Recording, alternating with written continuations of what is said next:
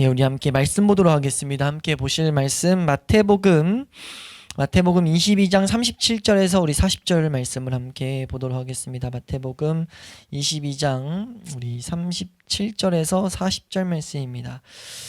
우리 주일 오전 때마다 읽는 말씀인데 우리 함께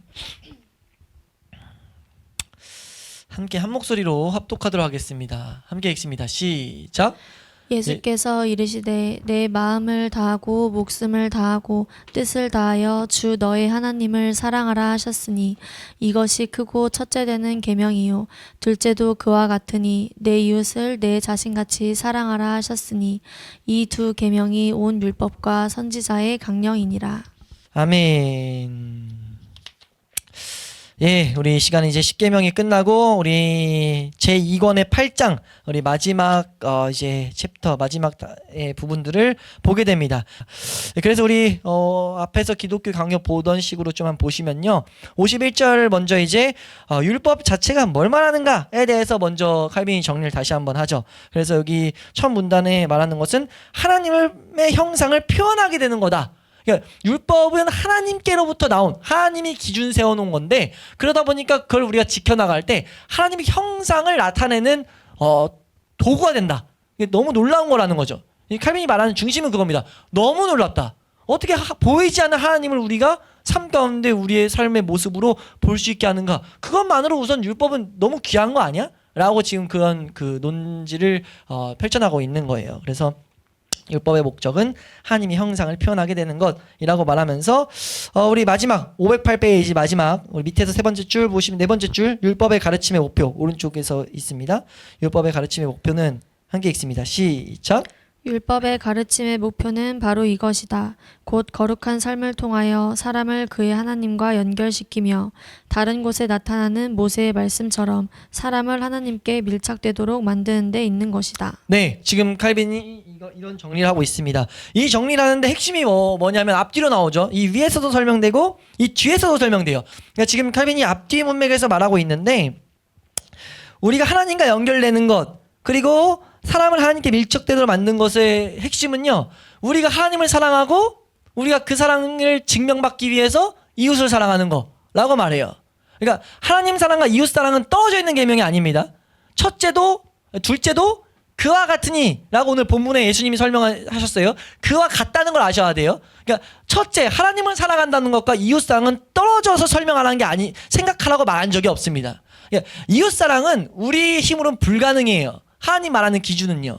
근데 그것이 만약 우리가 정말 하나님을 사랑한다면 그 은혜가 증명되게 될 거야 라고 말한다는 거죠. 너가 하나님과의 연결이 정말이라면 하나님과 연결이 거룩한 삶이 하나님과의 연결을 만드는데 연결이 일어났다면 이웃사랑을 통해 너가 증명받아야 돼. 스스로 그걸 알아야 돼. 그렇지 못하고 있다는 것을 알게 하는 게 이웃사랑이라는 기준이라는 거죠. 그래서 이웃사랑을 통해서 너 잘못했어를 말하는 게 아닙니다. 더 사랑을 향해 다른 박질하기를 촉구하는 거예요. 어떻게 보면. 한번 따라할까요? 율법은 우리를 하여금 하나님의 사랑을 향해 다른 박질하게 하는 안내판이다. 계속 우리로 하여금 하나님 사랑으로 다른 박질하게 하는 이런 러브레터라는 거죠. 나 너 또 사랑 가운데 있자! 라고 말한다는 거예요. 너 내 사랑이 지금 필요한 존재라는 것을 하나님이 계속해서 우리에게 보이는 것. 그래서 그러지 않은 모습을 계속 비추심으로써 하나님 사랑으로 나오라고 하나님이 초대하신다는 거죠. 칼빈도 지금 그걸 여기서 여기 핵심적인 내용을 이렇게 좀 풀어가지고 설명하고 있습니다.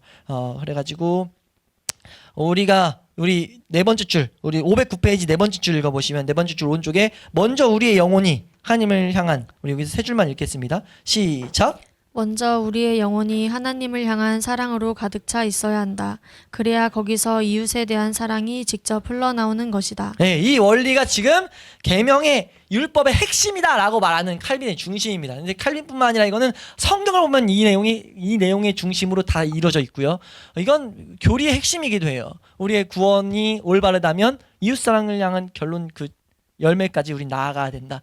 예수님이 주신 세 계명을 우리 마음 가운데 잘 새겨지게 된다라는 것. 그래서 이제 52절로 좀 이제 설명을 하죠. 52절의 그 타이틀은 뭐냐면 둘째 돌판만을 언급하는 이유. 이게 지금 무슨 말이냐면 둘째 돌판에 있는 내용들을 예수님도 제자들도 이런 내용들을 주로 언급해요. 그러니까 그 하나님 외에 다른 신을 두지 말라. 이거 말하는 경우가 없다는 거죠. 거의 없다는 거예요. 둘째 돌판만이 나온다는 거예요. 왜 이렇게 하는가라고 했을 때 우리 510페이지 우리 첫 번째 문단 위에 있는 문단 이제 밑에서 다섯 번째 줄 첫째 돌판에 대한 복종은 우리 보이세요? 여기 한번 같이 읽어보겠습니다. 시작. 첫째 돌판에 대한 복종은 보통 보통 마음의 마음의 의도 가운데 있거나 의식들 가운데 있거나 둘 중에 하나다. 마음의 의도는 겉으로 드러나지 않는데 외식하는 자들은 계속해서 의식을 행하는 데에만 분주하다. 그러나 진정한 의로움을 눈으로 보도록 드러내주는 것은 바로 사랑에서 나오는 행위들인 것이다. 네, 그러니까 지금 성경의 요구는 뭐냐면 사랑의 행위가 아니에요. 우리에게 요구하는 본질은 뭐냐면요. 행위를 나타내라가 아니에요. 사랑의 마음을 가져라예요.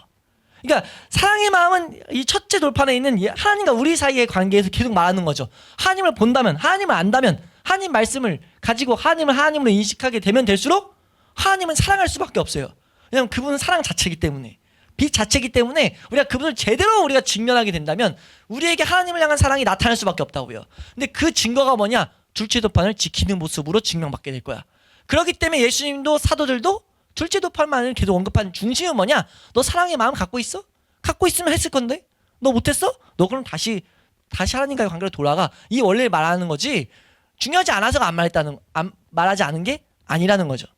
이해되시나요? 예, 그것을 지금 칼빈은 먼저 설명을 하고 있어요. 그래서 이걸 좀 더 강조하는 게 이제 53절입니다. 53절의 믿음과 사랑의 내용은요. 지금 설명드린 내용을 좀 더 그냥 강조하는 거예요. 은혜로서 사랑의 열매를 맺는다. 예, 믿음은 이 사랑의 열매를 맺는다. 올바른 믿음 갖고 있어? 구원받은 믿음 갖고 있어? 사랑의 열매 맺어야 돼. 맺는 게 당연한 거야. 아니면 지금 믿음 사용하고 있지 않다는 거죠. 우리가 믿음은 결국 은혜 가운데 계속 열매를 거두게 되는데 그거가 상관없는 믿음의 길에서 이탈돼 있다는 거예요. 이건 우리가 오전 예배 때 본 거라든지 갈라디아서라든지 계속 말하는 그 원리랑 시편 119편의 그 원리랑 완전 맞아 똑같은 맥락의 설명인 거죠. 그러니까 우리가 올바로 말씀 연구와 올바로 은혜를 입었다면은 우리는 계명을 지키는 자리로 막 나아가게 되는데 지키는 그 딱 끝 열매가 어디냐면 우리 신성한 성품이 말하는 것처럼 형제 사랑이에요. 형제 사랑. 예수님이 하신 그 세 계명인 것처럼 결국은 우리가 사랑하는데 우리의 이 마음이 계속 쏟아져야 된다는 거죠. 예, 그래서 그걸 우리 여기서 칼빈도 언급하죠. 여기서 언제 언급하죠? 여기서 이걸 가지고 54절에 언급했군요. 54절에 좀 설명을 드릴게요. 근데 53절에서 한번 읽으면 좋겠는 것이 511페이지 세 번째 줄 결국 사도가 성도의 온전함을 한번 읽겠습니다. 시작. 결국 사도가 성도의 온전함을 사랑에 두는 데에는 합당한 이유가 있다 할 것이다.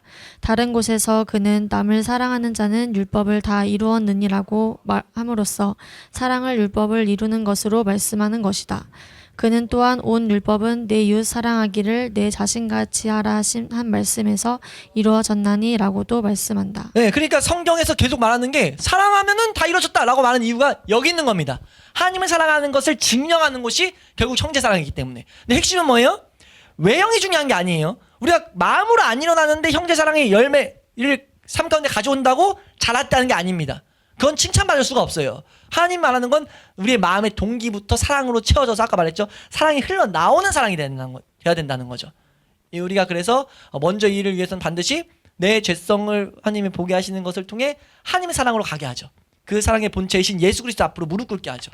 예수 그리스도 앞에 무릎 꿇는 그 길 가운데 예수 그리스도를 통한 예수 그리스도의 사랑과 하나님의 사랑이 채워지면 우리가 그 사랑이 형제 사랑을 향해 우리를 계속 내몰 거라는 거예요. 내몰기 위해서는 반드시 당연히 형제 사랑을 해야 된다는 계명을 세워놔야 되는 것도 당연하고요. 예, 우리가 계명을 지켜야 된다는 걸 세워놔야 그 내모는 것이 열매 맺는 것을 우리가 경험할 수 있기 때문에 어찌됐든 여기서는 그런 원리를 설명하고 있다. 이 밑에도 한번 읽어볼게요. 511페이지 54절 그 위에 아직 끝나기 전에 53절 마지막 문단에 밑에서 네 번째 줄 그러나 주님의 말씀의 뜻은 한번 읽겠습니다. 시작. 그러나 주님의 말씀의 뜻은 율법이 사람들을 향하여 정의와 공평을 지키라고 명령하는 것은 그것을 실천함으로 말미암아 하나님을 향한 경건한 두려움을 우리에게 그런 것이 조금이라도 있다면 증거하게 하고자 함이라는 것이다. 네, 이게 증거된다는 겁니다. 증거를 나타내게 된다는 거죠. 조금이라도 있다면, 조금이라도 정말 우리가 하나님을 향한 경건한 두려움을 갖고 있다면 이 계명을 지키는 몸부림으로 나타날 거라는 거예요. 네, 그러니까 결국은 이 안에 핵심은 뭐라고요? 내 안에 올바른 믿음을 갖고 있고 올바로 하나님 아는 지식을 향해 나아가고 있고 올바로 하나님 사랑하는 게 있다면 몸부림으로 나타나야 된다. 안에서부터 나타나는. 이게 안 이루어져요? 무조건 기본으로 가야 돼요. 내가 지금 하나님 사랑에 있지 않구나. 내가 믿음으로 살아가는 게 아니라 내 힘으로 자꾸 뭐 하려고 하는구나. 그걸 밝히는 게 계명의 역할이에요. 계명이란 기준이 나로 하여금 내 안에 있는 지독한 이 위선과 자기 기만적인 요소를 다 부숴버리죠. 내가 해보시면 안 되잖아요. 마음으로 동의가 안 일어난다고요. 그때 인정해야 된다는 거죠. 아, 내가 하나님을 사랑하지 않구나. 겉으로 막인 그때 우리 에스겔 호킨스가 말했던 것처럼 마음에 계속 재판을 일으키게 해요. 근데 막 여러 가지 타협을 일으키게 하는데 뭐 행위 하나 던져두면서 이렇게 하니까 하나님 사랑하고 있는 건데 하나님 사랑하지 않으면 내가 어떻게 이런 행동을 해. 날 사랑해서도 그런 행동을 할 수 있다는 거죠. 날 사랑해서 충분히 우리가 성교할 수 있고요. 날 사랑하는 것 때문에 내 종교적인 것들 때문에 충분히 뭐 우리가 헌금 생활, 우리가 뭐 앞에 나가서 누구 전도하는 거 다 할 수 있다는 거예요. 속지 않아야 된다는 거죠. 우리 하나님은 마음의 동기를 살피시는 분이고 우리를 정말 거룩한 존재로 만드시는 분이지 뭐 하나 하고 안 하고가 중요한 게 아니라는 거예요. 우리가 이거를 잘 배워야 된다. 칼빈도 여기서 지금 그것을 강조하고 있다라는 것. 그래서 54절로 넘어가시면요. 54절에 우리가 그 이웃의 사랑의 기준을 주셨는데 우리 사랑의 기준은 어디냐라고 했을 때 내 몸처럼 사랑해라 이거다.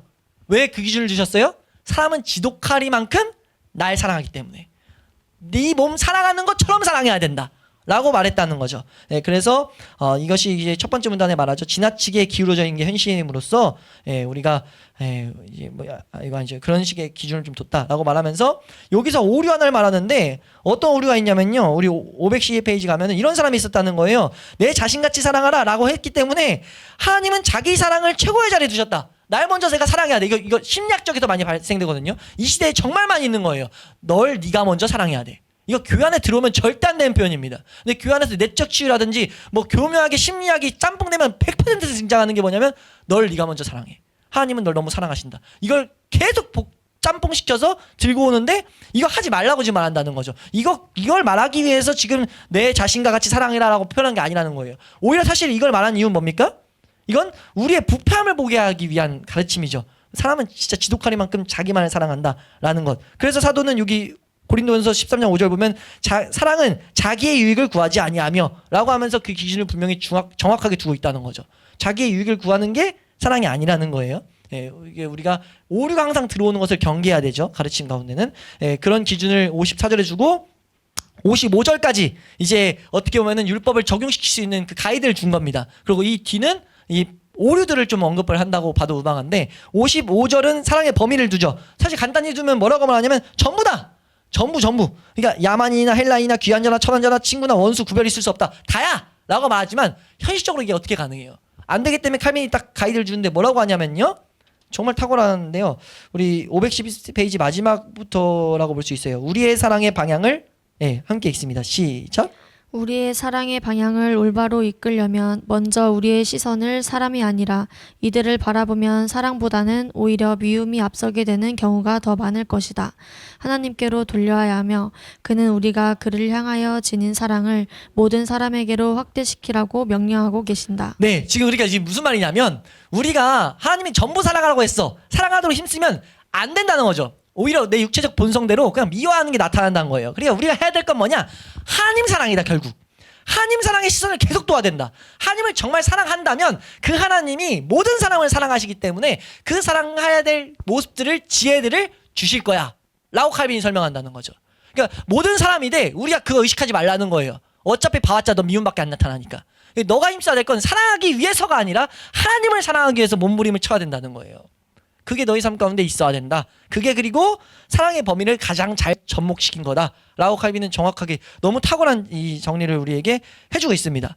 그것이 이제 보면은 이 율법을 잘 사용하는 우리의 모습이다라고 이렇게 우리가 이해하시면 돼요. 그것을 말하면서 이제 오류들을 말하죠. 56절에 이제 스콜라 신학자들의 그릇된 논리가 나오는데요. 스콜라 신학자는 이제 쳐보셔도 나오겠지만 기독교 신앙을 이렇게 이해하시면 돼요. 간단히 그 당시에 중세 시대에 기독교가 워낙 이렇게 득세했기 때문에 그 수도사들도 많았고 이런 뭐라 해야 돼요? 신부도 많았고 천주교 교회들이 많았단 말이에요. 그래서 교회에서 교육이 이루어졌어요. 그래서 교육이 이루어지다 보니까 어떤 비극이 일어나냐면요. 지금도 있지만 구원받지 않은 자들이 선생이 돼버려요. 선생이 되면 뭘 해야 돼요? 교회니까 우선 하나님에 대해 설명을 해야 되거든요. 그래서 뭔 일이 일어났냐면은 기독교 신앙의 체계들을요. 사람의 이성으로 정리하려고 막 노력했어요. 그게서 발달된 게 중세 시대에 발달된 800년 전부터 이게 빡 득세 이제 나타나는데 거기서 발생된 스콜라 철학이라고 불러요. 그래서 여기서 지금 스콜라 신학자들은 스콜라 철학자들이랑 똑같은 동의어입니다. 그래서 스콜라 철학자들 이게 신학자지만 하나님에 대해서 말하지만 이건 중세 철학의 철학 공부하다 보면 나오는 파트입니다. 그래서 스콜라 철학자들이 기독교의 신앙을 하나님에 대한 신적인 것을 인간의 이성으로 정리하고 입증시키고 이해하려고 하는 노력들. 그러니까 지금 다시 한번 말씀드려요. 하나님에 대한 것들을 입증시키고 설명한 것까지만 해도 큰 문제 없는데 입증하고 이해시키려고 막 노력했던 학문이에요. 그러다 보니까 뭐 할 수밖에 없어요? 하나님을 우리가 좀만 성경을 봐도 다 이해할 수 있습니까? 없습니까?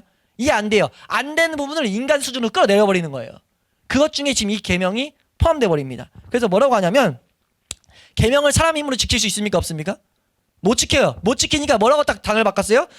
이거는 명령이 아니라 이건 우리가 못 지키지 않아도 괜찮은 권고들이다 라고 바꿔버렸어요. 세 번째 주에 그런 표현이 나오죠. 이거 그러니까 얼마나 무지한 내용에서 나온 거고 얼마나 악행인가. 예? 지킬 힘이 없으니까 사실 당연한 거거든요. 어쩔 수 없어요. 그러니까 사실 탁월한 설명이긴 해요.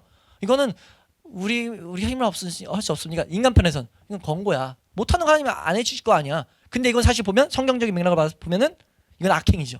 하나님 하신 말을 인간의 생각으로 뜯어 고쳐버린 거니까. 그러니까 개념은 맞대? 이건 틀린 거죠. 사실 그러니까 이건 어떻게 가능해요? 예수님 안에서 그 능력을 공급받으라는 명령인데 그 길을 막아버리는 통로가 되어버린 거예요. 그래서 스콜라 신학자들이 계속해서 계명들을 이게 우리가 권고들이다 라는 개념이 어디까지 있습니까? 지금 우리에게도 있죠. 교회 내에서도 계명 그렇게 강조 안 하잖아요. 십계명을 우리의 기준으로 안 삼는다고요? 왜요? 스콜라 이 신학 때부터 그냥 다 잠식당해버린 거예요. 교회 안에. 인간의 힘으로 못 지키기 때문에.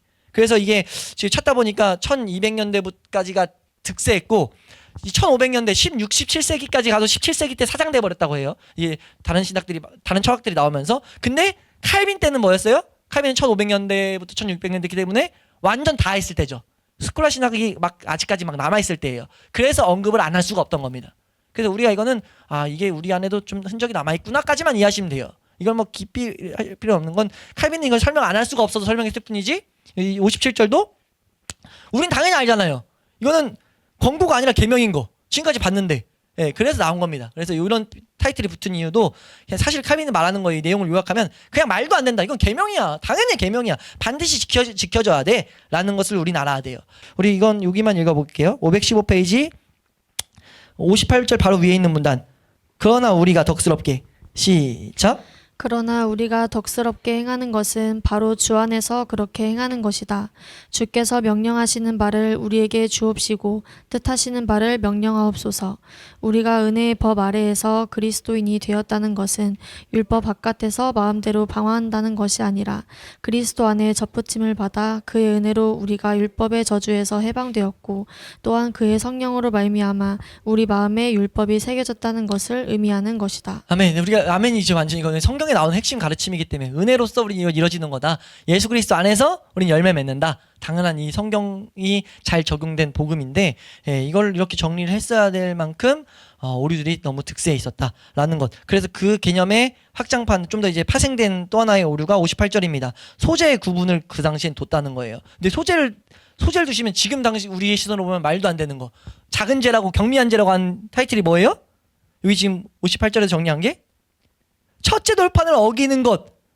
이거 경미한 죄다 라고 말해요. 이게 왜 이런 일이 이렇게 표현이 나온지 이제 좀 아시겠나요? 못 지키니까요. 마음속으로 지킬 수가 없으니까. 은밀한 죄조차 통제할 수가 없잖아요. 은밀한 죄를 어떻게 아무리 행위적으로 통제한다 해도 마음속에 막 일어나는 것까지 어떻게 통제해요? 인간의 힘으로 불가능하잖아요. 그러니까 이거를 덮어주려고 그 양심의 자책을 덮어주려고 그 당시에 목회자들이 뭘 했냐면은 그거는 소재야. 경미한 죄니까 적당히 회개하면 돼. 뭐 이런 식으로 한 거죠. 이건 그러니까 완전 오류가 어떤 비극을 낳는지 우리가 그래서 칼빈이 이 516페이지에 구태여 논리를 길게 정리하지 않아도 하나님이 이미 이렇게 마음을 다해 뜻을 다해 힘을 다해 사랑하라 했는데 어떻게 위에 있는 계명들이 소재가 될 수 있어? 이게 말도 안 되는 거야. 라고 말하면서 아우구스티누스가 이제 죄의 경종을 따질 때 우리 516페이지 이 편 한번 읽어볼게요. 우리 세 번째 문단이죠. 아우구스티누스는 이렇게 말하고 있다. 네 줄만 읽겠습니다. 시작. 아우구스티누스는 이렇게 말하고 있다. 죄의 경중을 따질 때에 그릇된 저울을 가져다 놓고 우리가 좋아하는 것을 우리가 좋아하는 때에 우리가 좋아하는 방식대로 무게를 달아서 이것은 무겁다, 이것은 가볍다는 식으로 판단하지 말자. 성경이라는 이렇게 보고 이걸 뭐라고 하냐? 성경은 이것을 성경을 가지고 이걸 적용시키는 걸 칼빈은 그 밑에 문단 두 번째 줄에서 이건 역겨운 구별이다. 역겨운 구별. 이런 것들을 이건 왜 역겹습니까? 죄를 피하려는 죄에 대한 본성, 죄의 본성이 있잖아요. 죄를 감추려고 하고 핑계 대려고 해요. 그 본성이 우리에게 더욱더 면죄권을 주려고, 우리에게 피할 길을 주려고 이건 작은 죄야. 잘못된 저울을 가지고 정말 구분을 잘 주죠. 구분은 해야 돼요. 그걸 웨스트민스터에서 구분을 했다는 거죠. 근데 여기서 어거스틴이 잘 말했죠. 그릇된 저울을 가져다 놓고, 그릇된 저울, 내가 안 된다고 내 인간의 시선에서의 저울을 가져다 놓고 이렇게 말한다? 이거 올바른 구분은 그럼 뭐겠습니까? 하나님 측면에서의 그 저울을 가져다 놓고 하는 것. 아무튼 지금 이 정리를 하고 있는 겁니다. 58절에서 그런 정리를 했고요. 결론은 이거예요. 59절의 결론이 좀 탁월한데요. 핵심 결론은요. 죄는 우리 어떻게 여겨야 돼요? 죄는 다 죽을 죄로 여겨야 돼요. 어떤 조그마한 죄도, 아무리 작은 죄도요. 죽지 않을 죄는 없어요. 우리가 큰 죄로 여길 필요도 없고 작은 죄, 우린 죄는 다 죽을 죄로 여겨야 됩니다. 죄는 다 심판받는다는 거죠. 우리 517페이지 두 번째 문단 밑에서 세 번째 줄. 하나님은 이렇게 말씀하신다. 여기부터 다음 문단 세 번째 줄까지 읽겠습니다. 시작.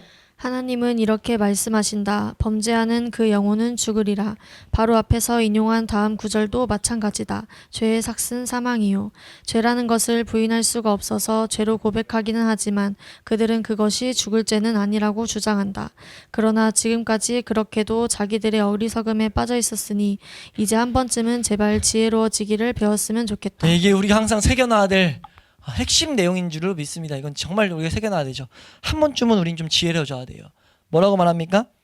우리는 아주 작은 죄라도 이거는 하나님 앞에서 심판받을 죄다. 그러면서 말하죠. 계속해서 헛수를 늘어놓는다면은 그 사람들에 대해서는 염두에 둘 필요가 없다. 왜요?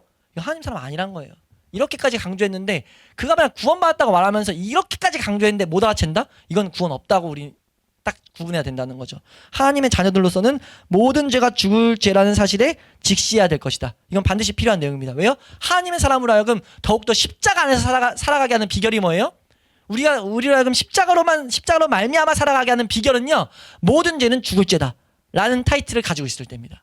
그리고 나서 계명을 사용하면 이 죄도 다 이 계명도 내가 어기고 있고 이 계명도 어기고 있고 이쪽 계명도 어기고 있고 다 어기고 있으니까 우리를 딱 올매어서 우리를 숨쉬지 못하게 하죠. 율법이. 근데 그 안에서 자유를 누리게 하는 게 무엇입니까? 복음이에요. 그래서 우리는 더욱더 복음을 찬양하게 될 것이고 율법을 먼저 통해서 우리가 딱 경험해야 될 것은 난 하나님 앞에 심판받을 존재구나. 이게 정말 비극이구나 라는 걸 보면서 그 가운데 길을 열어두신 예수 그리스도를 찾아갈 때 그게 실제가 될 때 예수 그리스도 안에서 주신 사랑과 예수 그리스도의 사랑과 하나님의 사랑을 우리가 정확하게 보게 될 것이고 그로 인하여 예수 그리스도를 찬양할 것이고 하나님을 찬양하고 하나님 앞에 나아가게 되는 일들이 우리 가운데 계속 일어날 것이다. 우리 오전 예배 빗대면은 이 지식을 갖게 되면 계속 우리는 하나님을 향해 발걸음을 갖게 될 거라는 거죠. 이런 걸음들, 죄의 책망을 오게 되면 이것이 삼위 하나님의 계획이다라는 것. 그래서 우리가 이 칼빈이 마지막 정리의 핵심은 무엇이냐라고 했을 때 마지막에 그 어떠한 죄라도 하나님의 뜻을 거스르는 반역이고 이건 필연적으로 하나님의 진노를 유발시키는 거다. 그 어떠한 죄라도 율법을 범하는 것이고 단 하나의 예외도 없이 하나님의 심판이 선고되는 것이다. 성도들의 죄가 용서함을 받는 것은 성도이기 때문이 아니라 하나님의 긍휼하심으로 말미암아 죄사를 얻기 때문이다. 성도여서 죄가 사해진다고 착각하지 말라는 거죠. 우리가 한 사람도 예수 그리스도를 붙들지 않고서는 하나님 앞에 나아갈 수가 없어요. 그걸 좀 더 잘 정리해 놓은 게 PDF 파일에 좀 있습니다. 그래서 이제 그 파일 보시면서 우리가 율법을 사용할 때 율법의 사용의 마지막 핵심은 모든 죄들, 아주 작은 죄라도 죄로 여겨야 되는구나. 하나님의 심판받을 대상으로 여겨야 되는구나 라는 것을 잘 새겨놓음으로 말미암아 이 계명이 우리로 하여금 더욱더 하나님의 사랑, 예수님의 사랑을 보게 하고 그 사랑이 증명받는 건 어디라고요? 이웃사랑이다. 이웃사랑을 계속 우리의 궁극적인 목표로 항상 세워놔야 된다. 은혜 받았다고 해놓고 거기로 다른 박질 안 해요? 마귀한테 그냥 나 잡숴주세요 라고 그냥 내모는 거예요. 은혜 소멸시켜주세요. 은혜 다 잃어버리고 싶습니다 라고 외치는 겁니다. 다시 한번 말씀드릴게요. 내가 은혜 받았어요. 근데 내가 은혜 받았으니까 하나님이 주신 이웃사랑을 향해 나아가야 되겠다. 이 사모함을 안 세워놓으면요 바로 소멸된다고요. 마귀가 그거 가지고 딴 거 하게 한다고요. 자꾸 그렇게 되면은 하나님의 이 기준과 부합되지 않기 때문에 다른 길로 가기 때문에 은혜는 소멸될 수밖에 없어요. 그래서 하나님 뭐라고 했습니까? 에베소에서 하나님이 구원하신 건 통일되게 하려 위함이다. 하나님은 통일이라는 기준을 우리에게 주셨다는 거죠. 우리가 그것을 잘 새겨둠으로 말미암아 올바로 걸어가는 그 길 가운데 하나님의 일하심을 더욱더 찬양하는 우리가 될 수 있기를 소망합니다.